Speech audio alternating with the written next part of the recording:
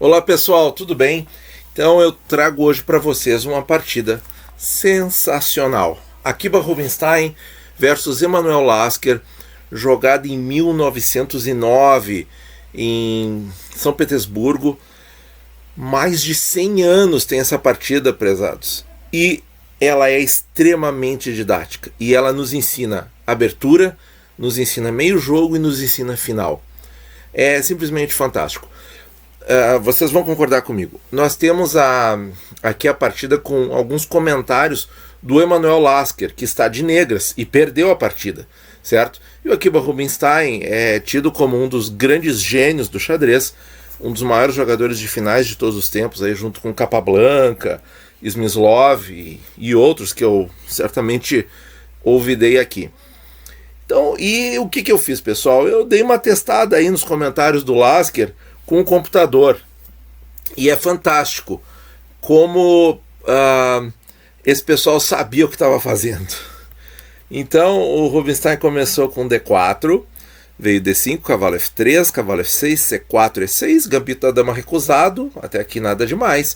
Bispo G5, a variante mais em voga na época, C5, defesa Tarrasch, C por D5, E por D5, então levando aí a um peão isolado, vocês vão ver depois. Cavalo C3, C por D4, agora está aí o peão isolado em D5, cavalo por D4. E nesse ponto aqui, a continuação correta é bispo E7, e o Emanuel Lasker cometeu um erro de abertura. Jogou cavalo C6, certo? E aqui ele diz que é a causa última de todo o problema posicional que ele vai ter durante o jogo. Isso vai ficar claro em breves instantes. Veio E3, um lance normal na posição, abre o bispo de casa branca, importante. Bispo E7, bispo B5, agora sim, cravando o cavalo, e isso aqui leva necessariamente à perda de um peão por parte das negras. Vejam que esse cavalo aqui não sai mais, né? E para proteger esse cavalo, porque a grande ameaça aqui, vamos supor que as negras façam um lance descuidado, como roque, o que acontece aqui? Aqui elas já praticamente perdem o jogo, porque as brancas capturam duas vezes no ponto de C6 e estão aí ameaçando dama e bispo com vantagem decisiva. Então essa ameaça, quando joga bispo B5 de tomar o cavalo, ela tem que ser freada de algum jeito. E o único jeito é perdendo o peão, porque quando coloca o bispo em D7, você percebe que tirou a defesa do peão de D5. E agora basta remover o defensor, que é o cavalo, que as brancas ganham um peão. Mas ainda tem complicações que são bem interessantes. Então, Rubinstein jogou bispo por F6, bispo por F6, tomou o peão, o cavalo por D5, veio aqui bispo por D4, e agora vamos capturar de peão, né, porque o cavalo não está mais cravado, se tomar de dama aqui é terrível, perde a dama, e por D4, e agora vem um lance bastante agressivo do Emanuel Lasker, dama G5, olha aí, ameaçando G2, ameaçando o cavalo, ameaçando o bispo em raio-x, já de certa forma expondo o rei das brancas que está no centro, desprotegido. Lance muito interessante. E aqui eu comecei a pensar o seguinte: por que não cavalo C7 atacando o rei e a torre? E veja só, pessoal, o computador dá isso aqui como igualado, só que eu pensei mais adiante, se joga rei D8, cavalo por A8, o computador dá dama por B5, certo? Com vantagem vencedora para as negras. Mas e torre E8? Opa! É uma posição assustadora, concordam? Peão G2 está caindo, esse rei fica no centro, o computador dá como melhor linha rei F1. Então vejam, né? Veja só, o que um jogador vai fazer se ele pensar no lance cavalo C7? ele vai jogar o cavalo C7 para capturar a torre, o que é bem complicado e de não fazer, né? Porque o computador dá rei D8 e aqui o lance correto das brancas é ter sangue frio, jogar bispo por C6, bispo por C6, D5 ameaçando o bispo, e aí deixa o rei tomar o cavalo, se for o caso, e é o que o computador dá como melhor linha para as negras. Rei por bispo, peão por bispo, torre de AD8, e aí é jogo que segue, mas eu ainda acho a posição das brancas assustadora, para falar a verdade. O rei está muito inseguro, as negras têm várias colunas abertas, e são peças pesadas, dama e torres. Então, e o computador está dando 0,13 ou 0,06 agora para as pretas, quer dizer, equilibrado, inclusive com a frase aqui, the position is equal. Mas olha só, né, gente, como avaliar isso numa partida face a face, sem ajuda digital, né? Muito complicado. Então veja só que o Rubinstein, ele viu que esse lance cavalo C7 era muito perigoso, muito, muito perigoso, certo? E o cavalo E3 para proteger o peão de G2 é simplesmente proibitivo, porque vem dama por bispo. Então, o que fazer aqui? Trocar o bispo por cavalo, certo? Bispo por cavalo, e agora a dama não pode tomar em G2, porque aí sim, aí perde, né? Aí o cavalo C7 perde porque perde dama. Aí não tem conversa aqui. Então, bispo por C6 realmente era o lance mais certo. E o melhor lance para o Emanuel Lasker, bispo C6. E agora sim, cavalo E3, protegendo o peão de G2. Olha aí que sequência, né, gente? Que sequência maravilhosa que esses dois mostraram para nós nessa partida. E agora o Lasker joga grande roque, tentando talvez aproveitar o fato do rei branco ainda estar no centro e não poder rocar de imediato, porque pode vir um sacrifício de torre aqui e G2 fica fraco, né? Porque tem duas peças olhando para G2, né? Isso aqui está bem delicado no ponto das brancas. Mas o que vem aqui do comentário dele mesmo? Ó, ele diz aqui, ó, um movimento descuidado. Não haveria motivo para as negras desistirem de sua intenção de capturar o peão de G2.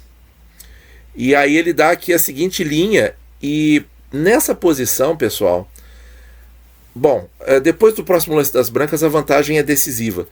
E nessa posição, ainda com as negras por jogar, mesmo assim, é 2 pontos para as brancas, gente. A vantagem aqui posicional é muito grande em função da segurança dos reis.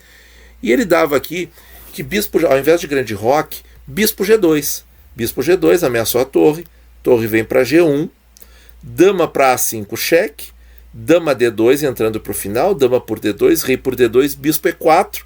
E aqui a vantagem é pequena para as brancas, é uma vantagem sensível e não decisiva, como aconteceu na partida depois do grande roque. Então vejam que uma análise, pessoal, de mais de 100 anos atrás, um comentário, né, do Emanuel Lasker continua válido após a análise com o computador, certo? O computador ainda dá vantagem para as brancas, mas é bem menor do que o que aconteceu na partida. Eu achei assim sensacional. Então cavalo E3, grande roque, e agora o lance, pessoal, para a vantagem decisiva das brancas, roque. Vejam que o ponto de G2 está protegido pelo cavalo. Aqui as brancas têm vantagem de um peão na posição, tem vantagem material, e o rei das negras está mais exposto, certo? Porque há colunas abertas em torno dele. Veio torre de HE8 com uma importante ameaça de capturar o cavalo para dar o checkmate em G2. Fazer um sacrifício de qualidade mesmo assim. E agora, como é que a branca, ao mesmo tempo, contra-ataca essa possibilidade e se defende? Pode parecer complicado, gente, mas torre C1 resolve o problema. Torre C1, segundo Lasker, um movimento muito sutil, com ameaça de torre C5. E olha como essa torre C5 faz estrago na posição do adversário, hein? Olha só. Com ameaça de torre C5 e D5, quer dizer, aí joga a torre aqui, tira a dama da jogada e ganha o bispo porque ele está cravado. Perdão aqui. Porque ele está cravado. Vejam que ele não pode sair, ó. Ele não pode sair porque o rei entra em xeque. E aí torre C1, o que veio aqui? Torre por E3. Sacrifício de qualidade para abater o peãozinho e dar o checkmate. E agora, a única defesa que faz sentido, torre C6, B por C6. E agora, gente, nós olhando aqui, se capturar a torre com um lance normal, F por E3, vem dama por E3 com cheque e ainda perde o peão. Perde o peão, né? E o computador dá assim, torre por D4. E a situação está igualada, segundo o nosso amigo cibernético aqui. Não tem muita dificuldade. Claro, as pretas têm essa pequena debilidade aqui, mas as suas peças estão muito mais ativas. São 3 ilhas de peões contra 2, mas as peças muito mais ativas acabam equilibrando as possibilidades. Então, pessoal, retomar essa torre iguala ao jogo. E o Rubinstein fez um lance que ainda manteve a pressão. Olha só, se você quiser tentar adivinhar, pode dar uma pausa. O lance é dama C1, cravando a torre. Olha só, e essa torre não volta defendendo a dama. Olha aí que bacana, para nenhuma casa. E a situação agora é completamente diferente, porque as debilidades das negras continuam e as suas peças não ficam tão ativas. Torre por D4, F por E3, torre D7, dama por C6, rei D8, e agora para segurar esse peão aqui, torre F4. Torre F4 com uma grave ameaça de dama A8 cheque, destruindo a defesa do Lasker. Então, e aqui ele comenta que é o seguinte, que as negras estão forçadas a trocar as damas e ir para um final perdido. Vamos ver como é que foi a sequência. F5, dama C5, dama E7, convidando a troca. O Rubinstein aceita a troca e veio o rei E7, e esse é o final que o Lasker já viu como perdido. Bom, antes disso, pessoal, quando o Rubinstein jogou dama C5 e o Lasker recuou dama E7, ele comenta que tem um lance aqui que parece muito sedutor, mas que não dá grande coisa. Pelo contrário, perde. Torre D1 cheque. Se a gente olhar meio superficialmente, vem rei F2, torre D2 cheque, olha aí, ó, 2 ameaças no ponto G2, e aqui é forçado o rei E1, né? Porque se rei G1 ficaria constrangedor, né? Esse lance aí para o Rubinstein. Então, forçado o rei E1, vem dama G2 ameaçando o mate, só que agora as brancas têm um lance vencedor, uma tática vencedora. Você pode dar uma pausa, não é difícil. Claro, dama A5, cheque no rei e captura a torre no lance seguinte. E as brancas estão com vantagem decisiva com torre a mais, né? Aí realmente fica impossível de perder. Bom, dama E7, voltando aqui para o final perdido do Lasker, dama por E7 e rei por E7. E agora olha só, pessoal, o que nós vemos? Nós vemos que as brancas estão com 5 peões, as negras com 4, e vão perder mais 1. Só que a torre das negras está um pouquinho mais ativa. Então o plano aqui do Rubinstein é sacrificar um peão da ala da dama, onde ele tem maioria, para avançar o seu peão passado. Que vai ficar livre agora, vai ficar passado porque a torre vai capturar em F5. Vamos ver como é que foi a sequência.